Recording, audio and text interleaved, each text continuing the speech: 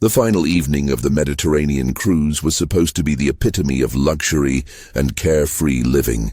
The liner Oceanida, shining with lights like a floating city, glided smoothly across the water, black as ink. In the salons, music blared, mixed with laughter and the clinking of glasses. Passengers were enjoying the farewell party. But in cabin number 734, a different atmosphere reigned. Sarah Langley, packing her suitcase, felt only a dull, nagging weariness. This vacation, a gift to herself after a difficult divorce, had not brought the desired peace. She was lonely amidst the crowd of merrymakers.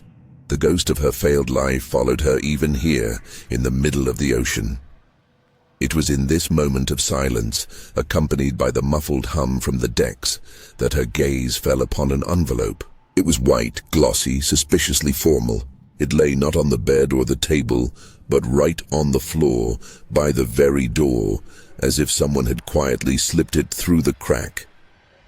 It bore no name, no cabin number, only an elegant gold inscription, "From the Captain." Sarah's heart gave an absurd little leap. A faint tickle of curiosity ran down her skin. She tore the envelope open. Inside was a thick cardstock that smelled of expensive ink and old books. "Dear Miss Langley, as a token of special appreciation for your stay aboard the Oceanida, I invite you to a private farewell banquet. Your company would honor your humble servant. I await you today at midnight sharp in the wheelhouse. With deepest respect, the Captain."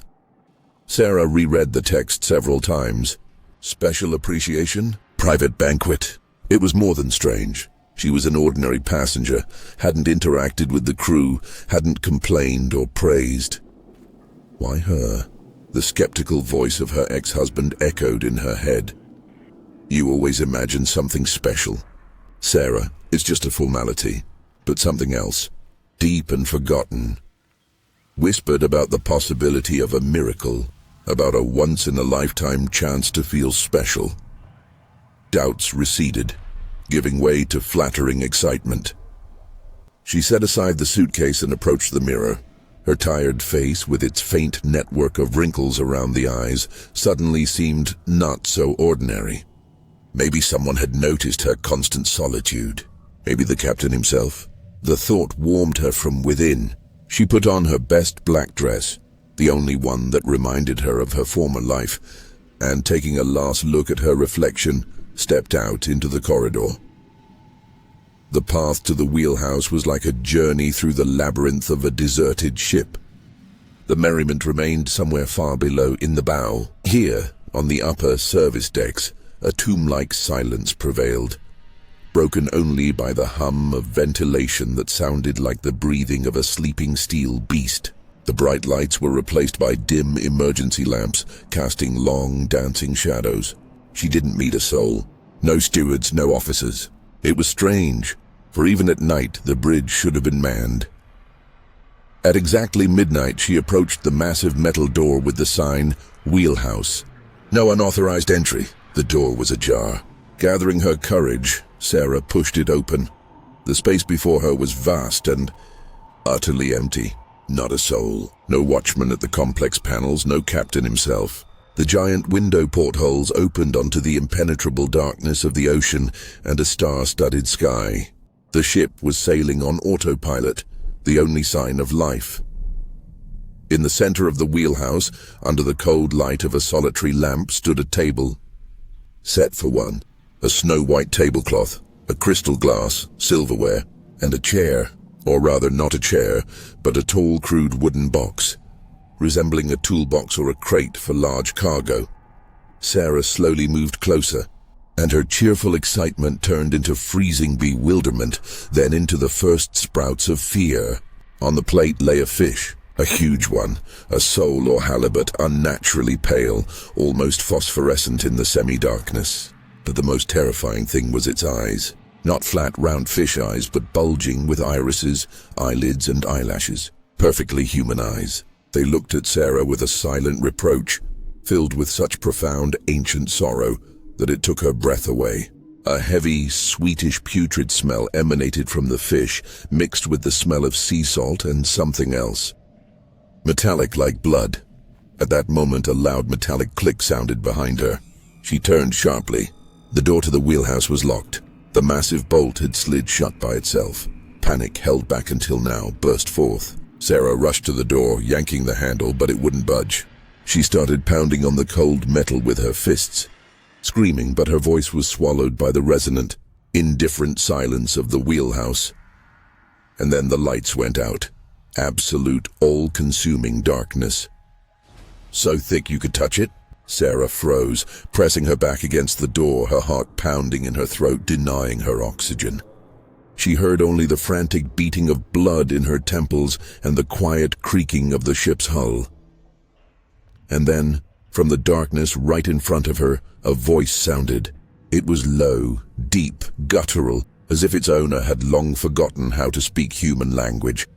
Each word was like the grinding of stones on the seabed. "Thank you for coming." Sarah pressed herself against the door, unable to make a sound. "I have been so lonely." The voice came as if from the very thickness of the air. It vibrated in her bones. "Ever since my previous crew drowned with me."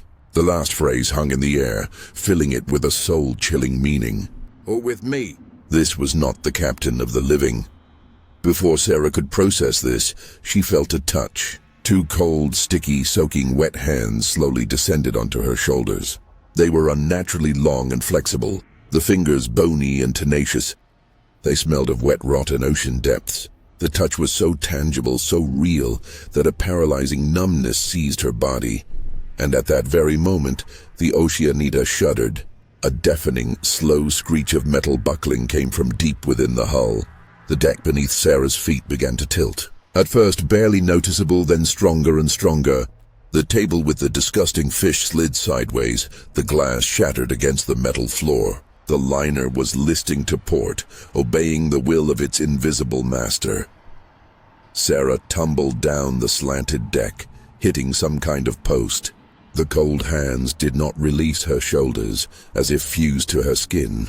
In the pitch blackness, under the deafening roar of falling equipment and the wail of the alarm siren that finally blared somewhere in the distance, she understood the monstrous truth. She hadn't been invited to a banquet. She had been chosen, sacrificed to the loneliness of the eternal captain, whose ship had become his tomb, and the ocean floor, his home. The tilt intensified. It was now 30 degrees. Sarah clung to protrusions in the floor, trying to crawl towards the locked door, but the icy hands pulled her back deeper into the wheelhouse, towards those very windows beyond which there were no more stars, only black, waiting water. She felt the icy, salty breath of the invisible creature on her face, heard its contented, gurgling wheeze. "Don't cry," the voice whispered right in her ear. "Soon we will be together like one family." The siren choked. The light flickered for a moment and went out for good. The last thing Sarah saw before losing consciousness was those very human eyes on the plate, which now looked at her not with reproach, but with infinite pity. And the ship, with a deafening roar, plunging into the abyss, taking with it everyone who just minutes ago had been merrymaking in the illuminated salons, unaware that their captain had long been at the bottom. And he was so lonely, so cold, and he craved company. Consciousness returned to Sarah slowly, breaking through a thickness of icy horror. The first thing she felt was all-pervading dampness. Cold, salt water already covered the wheelhouse floor, its level steadily rising up the slanted deck. The cracking and screeching of the hull didn't stop for a second, turning into a deafening cacophony of the giant vessel's agony. The Oceanida was dying, and its death throes were the soundtrack to Sarah's end. She tried to move, but a sharp pain shot through her shoulder, where those cold hands had rested minutes before. They were gone now, but the sensation of a sticky, deathly touch had burned into her skin like a brand. The darkness remained absolute, but now it was pierced by red flashes of emergency lights outside the wheelhouse, casting convulsive, death-throw-like shadows on the walls. And then she saw him. He stood by the ship's wheel, which had long since frozen uselessly in an unnatural position. His figure was merely a clot of deeper darkness, a silhouette cut from the gloom. Tall, stooped, in a uniform that was encrusted with something dark and shifting like seaweed or silt. A faint greenish glow emanated from him, illuminating his long, pale, almost transparent fingers gripping the wooden wheel. Awake. His voice was no longer just a guttural grind, but a multi-voiced whisper in which dozens of other voices could be discerned. Men's, women's, children's. It was a chorus of the drowned. Soon we will depart. Home. Sarah tried to scream, but only a rasp escaped her throat. The water was already up to her waist, its freezing cold making her teeth chatter in unison with the vibration of the sinking ship. Why? She hissed, desperately clinging to the last shreds of reason. Why me? The silhouette at the wheel slowly turned its head towards her. Where a face should have been, there was only a black void.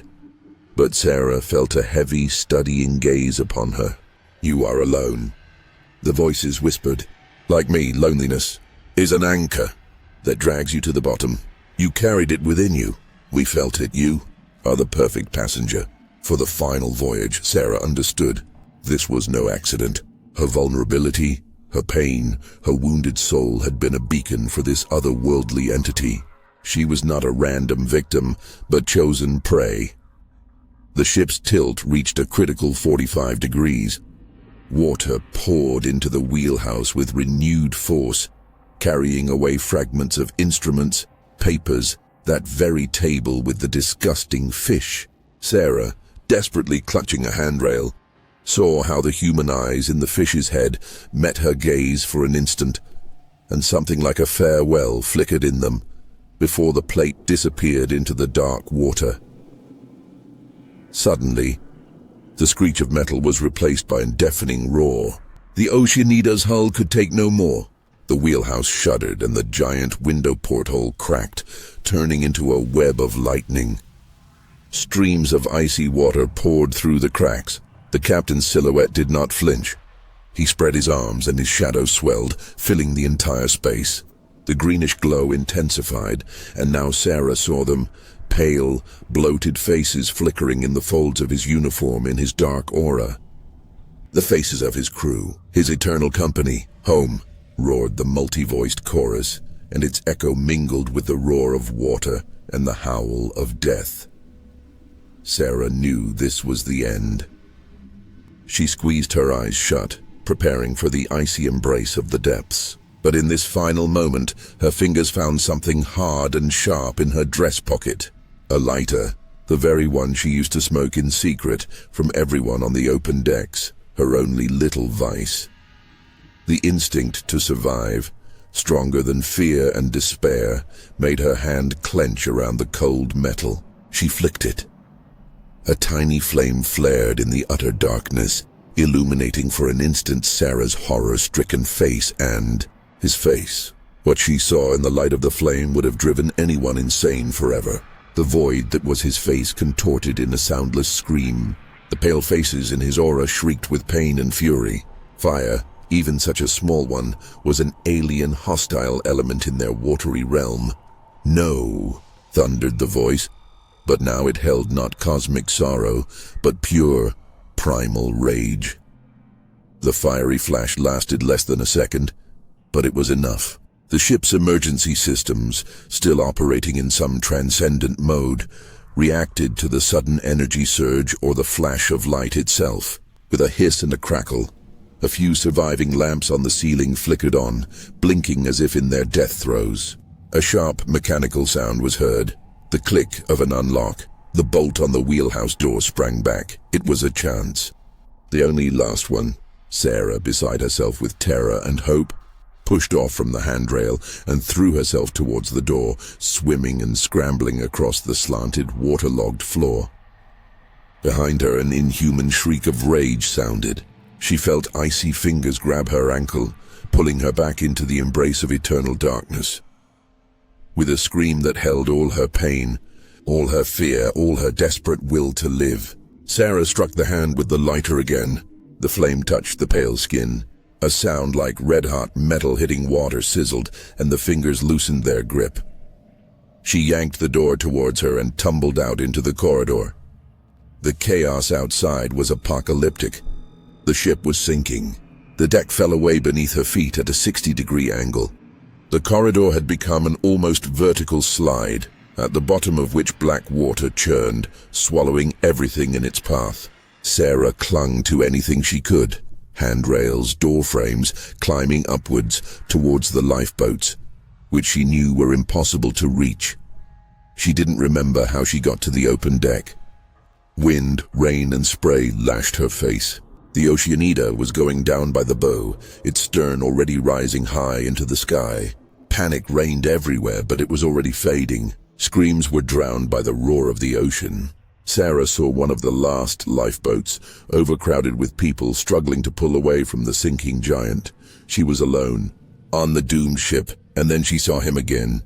He stood at the very edge of the stern, on the deck rising towards the sky, his silhouette clearly outlined against the blood-red moon. He was looking at her, and even at that distance she felt his gaze, the gaze of eternal loneliness now mixed with searing hatred. "You will not leave?" His voice reached her, no longer a whisper but an icy wind piercing to the bone. "You are marked. My mark is on you." Sarah felt a freezing cold on her shoulder where his fingers had touched, a cold that no water could wash away. With a final desperate effort, she rushed to the railing and rolled over it into the icy embrace of the raging ocean. The impact with the water was stunning. Darkness, cold, chaos. She fought, trying to surface to swim out of the vortex created by the sinking ship. When her head broke the surface, she saw the Oceanida for the last time. The giant liner was slipping beneath the waves with a quiet, majestic groan, dragging its eternal captain and his crew into the depths. For a moment she thought she saw his greenish glow, slowly fading in the depths. She was picked up by a lifeboat an hour later. The survivors were in shock. No one could believe that anyone could have escaped such hell. Months passed. The official investigation attributed the tragedy to a catastrophic technical failure. Sarah tried to return to life, but peace never came to her. She had nightmares. She heard whispers in her sleep and felt an icy touch. But the worst was while awake. She couldn't look at water. In a puddle after rain, in a glass on the table, she kept seeing those same human eyes everywhere. And at night, when the city grew quiet, she began to feel as if the floor in her room was slowly tilting. And she felt an icy wet spot on her shoulder that wouldn't go away, no matter how many showers she took. The mark. One evening, while sorting through her things, she found that same black dress. It still smelled of the sea, and salt water, and something else, sweetish and rotten. She wanted to throw it away, but her fingers felt something hard in the pocket. It wasn't a piece of salt. It was a small, dried, completely white human eye. It looked at her with a bottomless, all-comprehending horror, and from the depths of the apartment, from where the sound of running tap water came, she heard a quiet, familiar whisper. "I told you, you will not leave. We await a new crew."